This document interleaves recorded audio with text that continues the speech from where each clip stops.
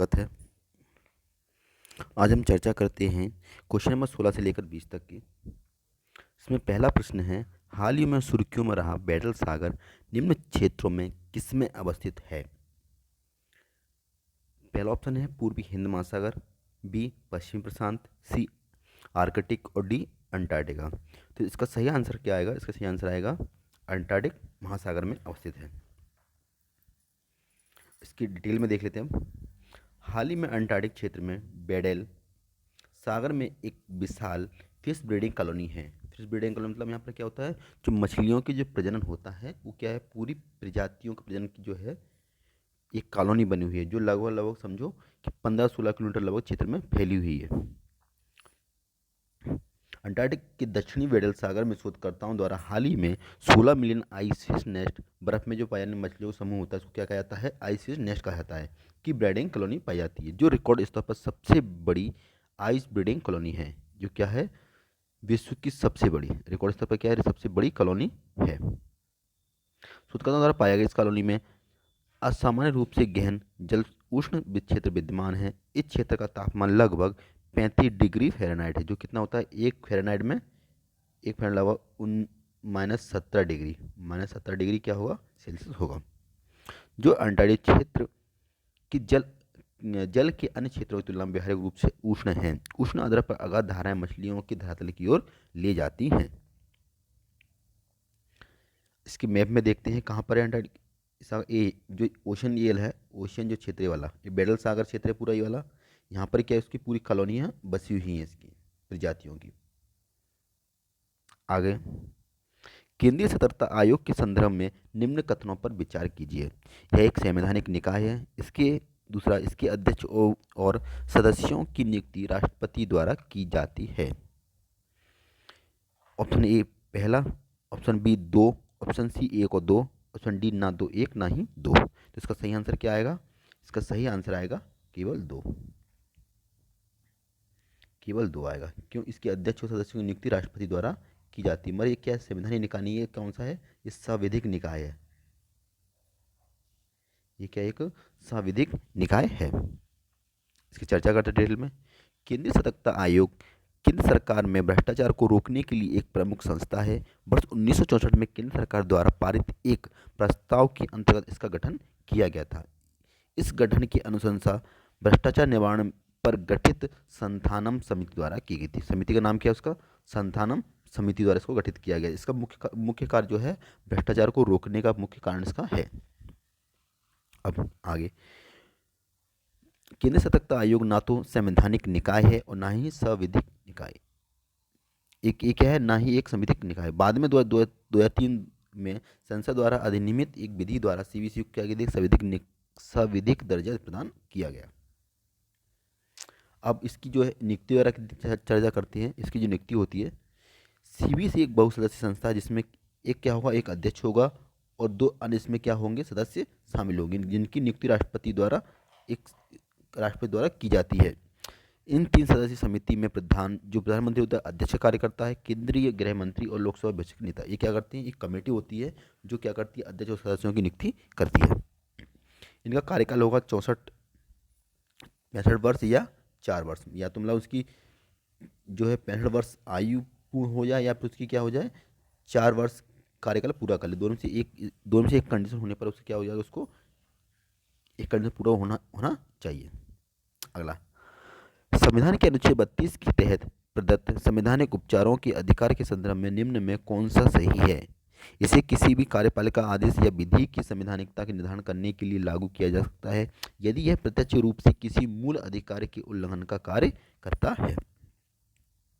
2, मूल अधिकारों के प्रवर्तन के मामले में उच्चतम न्यायालय को मूल और अन्य क्षेत्राधिकार प्राप्त है। ऑप्शन जो तीसरा जिसमें है, यह संविधान का एक मूल विशेषता है और इसे संवैधानिक संशोधन के द्वारा नहीं हटाया जा सकता।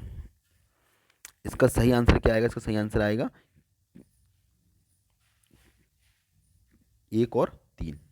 1 और 3 इन दोनों की चर्चा कर लेते हैं अब डिटेल में जरा। पहला, अनुच्छेद 32 का उद्देश्य मूल अधिकारों के संरक्षण में गारंटी, प्रभावी, त्वरित, सुलभ और संक्षेप उपचारों का उपबंध करना है। संविधान द्वारा अनुच्छेद 32 के तहत केवल मूल अधिकारों को ही गारंटी प्रदान की गई है, अन्य अधिकारों को नहीं, जैसे मूल संवैधानिक अधिकार, संविधिक अधिकार, प्रथागत अधिकार आदि। दूसरे शब्दों में अनुच्छेद 32 के तहत उच्चतम न्यायालय ऐसे प्रश्न का निर्धारण नहीं कर सकता जिनमें मूल अधिकार शामिल नहीं है। मतलब जो अनुच्छेद 32 है वो क्या कहता है कि जो मूल अधिकार में जो शामिल हैं उन्हीं को ही क्या कर सकते हैं, उन पर ही प्रश्न किया सकता है, बाकी किसी पर प्रश्न नहीं किया सकता। अनुच्छेद 32 को केवल एक कार्यपालिका आदेश या विधि के संविधान निर्धारण के लिए लागू नहीं किया जा सकता जब तक कि इसके प्रत्यक्ष रूप से किसी मूल अधिकार का उल्लंघन नहीं किया जाता है। ऑप्शन क्या है, इसमें सही नहीं है तो क्या होगा इसका? मूल अधिकारों के प्रवर्तन के मामले में उच्चतम न्यायालय के क्षेत्राधिकार मूल तो है किंतु अनन्य नहीं है। यह अनुच्छेद 226 के तहत उच्चतम न्यायालय के क्षेत्राधिकार के समवर्ती है। ये क्या है जो अनुच्छेद 226 है उसमें क्या उच्चतम न्यायालय के क्षेत्राधिकार के समवर्ती हैं। उच्चतम न्यायालय ने निर्णय दिया है कि अनुच्छेद 32 एक क्या है, एक मूल विशेषता है, इसलिए संविधान में संशोधन में इसे सम्मिलित नहीं किया सकता अथवा इसको हटाया जा नहीं सकता। अगला है, भारत में संघ राज्य क्षेत्र के गठन निम्न में कौन उत्तरदायी है? पहला सांस्कृतिक विभिन्नता है, तीसरा सामरिक महत्व और तीसरा जो है जनजातीय लोगों का हित, चौथा प्रशासनिक महत्व। इसका जो आंसर आएगा, इसका आंसर क्या आएगा? सभी जो चारों क्या इसके जो है सभी महत्व जो इसके उत्तरदायी हैं। अब चारों के बारे में चर्चा कर लेते हैं डिटेल में। कौन गठन के लिए क्या उत्तरदायी? राजनीतिक और प्रशासनिक महत्व। इसके दो क्षेत्र कौन कौन से हैं? दिल्ली और चंडीगढ़। ये दोनों क्या है? राजनीतिक और प्रशासनिक क्षेत्र से प्रशासनिक क्षेत्र के रूप में जाने जाते हैं। दूसरे में सांस्कृतिक विभिन्नताएं, कौन सा है? पुडुचेरी हुआ, दादरा हुआ, नागर हवेली और दमन दीप। ये क्या यहाँ पर क्या है? सांस्कृतिक विभिन्नता पाई जाती है इन क्षेत्रों में, तो इसका गठन का मुख्य कारण ये हो गया। अब तीसरा है सामरिक महत्व, कौन सा है? अंडमान और निकोबार द्वीप समूह और लक्षद्वीप। तीसरा है पिछड़े एवं जनजातीय लोगों के लिए विशेष उपचार एवं देखभाल, कौन सा होगा उसमें? मिजोरम, मणिपुर, त्रिपुरा और अरुणाचल प्रदेश। हाल ही में इनके बाद इनमें क्या है? राज्य का दर्जा प्रदान कर दिया गया, मगर इनको दर्जा प्रदान कर दिया गया, मगर यहाँ पर क्या है? गठन के मुख्य कारण भी ये रहा है क्योंकि यहाँ पर विशेष जनजातियाँ पाई जाती हैं। अगला क्वेश्चन जो है, भारतीय संविधान के अनुच्छेद 19 के तहत प्रत्याभूत वाक्य एवं अभिव्यक्ति की स्वतंत्रता के दायरे में निम्न में कौन शामिल है? पहला मौन रहने की स्वतंत्रता, हड़ताल का अधिकार, प्रसारण का अधिकार, चौथा है सरकारी गतिविधियों के बारे में जानने का अधिकार है। अब इसमें कौन सा सही है, ये चुनना है। तो एक और दो, एक तीन चार, केवल चार, सी 2 और 3, तीसरा है 1 2 3 और 4। अब इसकी चर्चा करते हैं। इसके आंसर की बात की जाए तो इसका आंसर कौन सा आएगा? इसका आंसर आएगा 1 3 और 4। मतलब कौन सा? मौन रहने स्वतंत्रता, प्रसारण का अधिकार और चौथा इसमें है सरकारी गतिविधियों के बारे में जानने का अधिकार। अगला इसका देखते हैं। भारतीय संविधान के अनुच्छेद 19 के तहत वाक्य एवं व्यक्ति स्वतंत्रता का उपबंध किया गया है। किसमें? 19 में। इसका तात्पर्य तो है प्रत्येक व्यक्ति या प्रत्येक नागरिक जो है, प्रत्येक नागरिक को, व्यक्ति ने नागरिक को अपनी अभिव्यक्ति, मत, विश्वास एवं प्रतिबद्धता व्यक्त करने का अधिकार प्राप्त है। उच्चतम न्यायालय ने निर्णय दिया है कि वाक्य एवं व्यक्ति की स्वतंत्रता में निम्न शामिल किया गया है। अब किन किन को शामिल किया गया है इनके बारे में देखते हैं। पहला है अपने विचारों के साथ साथ किसी अन्य विचारों को प्रसारित करने का अधिकार है। अपने विचार के साथ किसी अन्य विचारों को प्रसारित करने का अधिकार होगा। तीसरा है प्रेस की स्वतंत्रता। दूसरा है इसमें, तीसरा है व्यावसायिक विज्ञापन की स्वतंत्रता है। टेलीफोन बातचीत एवं टैपिंग के विरुद्ध अधिकार होगा। अगर कोई बातचीत करता है टेलीफोन और उसको टैपिंग करता है उसके विरुद्ध अधिकार होगा।